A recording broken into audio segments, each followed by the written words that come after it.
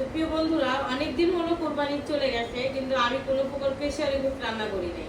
তা আমার মেয়ে বলতেছে যে ঈদ চলে গেল, মাংস শেষ হয়ে যাচ্ছে, তুমি প্রেসারি গোস্ত রান্না করো না কেন? তো যেই কথা সেই কাজ, এখন প্রেসারি গোস্ত নিয়ে চলে আসছি, রান্না করব। তো প্রেসারি গোস্ত কিন্তু মূল উপাদান হচ্ছে ঘি। ঘি ছাড়া আপনার প্রেসারি গোস্ত হবে না। আর এই প্রেসারি গোস্তে কোনো প্রকার মশলা যাবে না, শুধুমাত্র ঘি আর লবণ। আর আমরা বাঙালি একটু আলু, একটু টমেটো, একটা রসুন, এরকম বড় বড় করে রসুন দিতে পারেন, আর সাথে কয়টা কাঁচামরিচ দিতে পারেন। এছাড়া প্রেসারি গোস্তে কোনো প্রকার মশলা দেওয়া যাবে না, দিলে ওটা মজা হয় না। জাস্ট আমি আজকে প্রেসারি গোস্ত রান্না করব শুধুমাত্র ঘিয়ের মধ্যে। আপনারা পুরো ভিডিওটা দেখলেই বুঝবেন যে আসলে প্রেসারি গোস্ত রান্নাতে কি কি লাগে।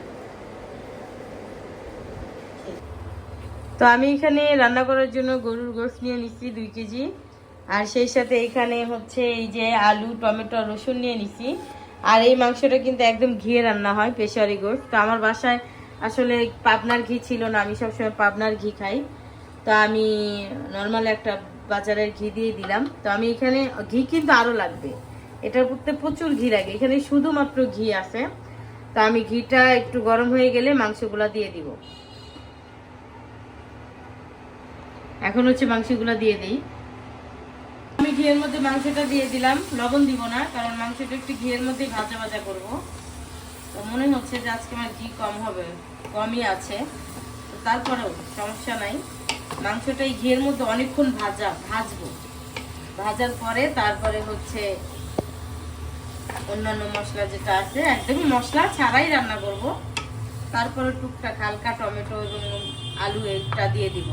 তো মাংসটা এখানে ভাজা ভাজা করতে থাকি, হতে থাক মাংসটা। তো এখানে কিন্তু আমি কোনো প্রকার লবণ দেই নাই, শুধু ঘিয়ের মধ্যে তেলটা একদম মাংসের পানিটা শুকায় নিচ্ছি। মোটামুটি কাছাকাছি চলে আসছে, পানি আর নাই। তো এখন যেটা করব, তো এখন হচ্ছে এটার মধ্যে আমি আলু, টমেটো এবং রসুনটা দিয়ে দিব, দিয়ে তারপরে লবণ দিয়ে আরও ঘি দিয়ে তারপরে একটু কষায় পানি দিয়ে দিব সিদ্ধ হওয়ার জন্য। তো এখন হচ্ছে আমি যে আলুর পিস কিন্তু অনেক বড় বড়, আলুগুলা দিয়ে দিব মোটামুটি অনেকগুলাই। আর এখানে এই যে টমেটো, সেটাও দিয়ে দিব।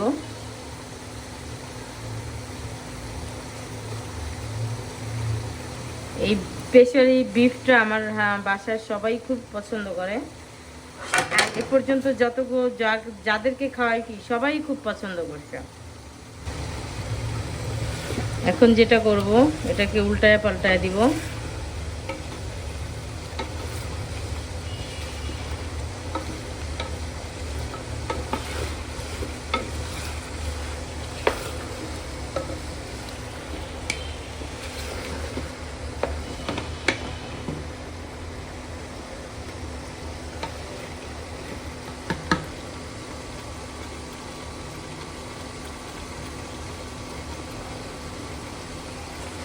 আমরা যেহেতু বাঙালি, একদমই ঝাল না হলে, হালকা একটু ঝাল না হলেও কিন্তু মজাও লাগে না।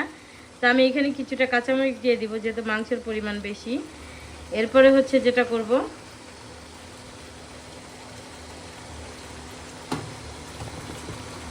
এরপরে হচ্ছে পরিমাণ মতো লবণ দিয়ে দিব। আমি কিন্তু আগে লবণ দেই নাই, লবণ দিয়ে দিব।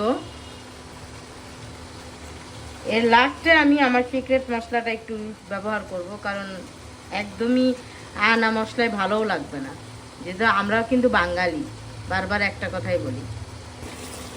তো মাংস মোটামুটি কষানো হয়ে গেছে, নিচে একটু লাগা লাগা ভাব, আলুগুলাও একদম ভাজা ভাজা হয়ে গেছে। আমি বলছিলাম যে এটার মধ্যে আরো ঘি দিতে হবে,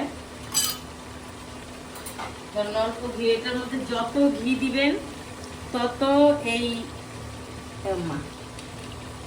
তত মজা। আসলে আমার ঘরে ওইভাবে ঘিও নাই, আজকে যতটুকু আছে দিয়ে দিলাম। এর আগেও কিন্তু আমি ঘি দিচ্ছি। এই রান্নাটা টোটালি একদম ঘিয়ের উপরে হয়।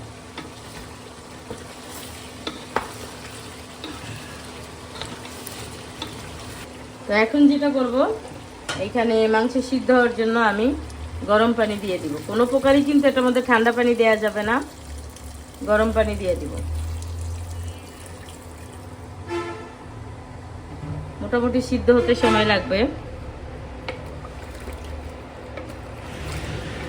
আর এটা পানিটা যখন ফুটে উঠবে তখন আমি আর একটা মশলা দিব, যে সিক্রেট মশলাটা সেটা দিয়ে দিব।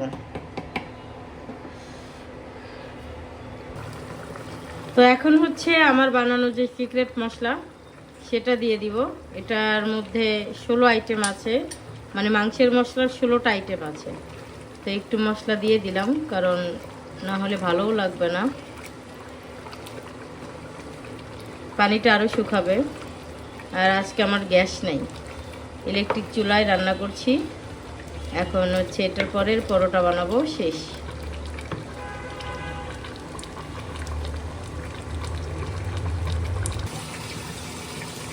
পেশোয়ারি গোশত রান্না হয়ে গেছে।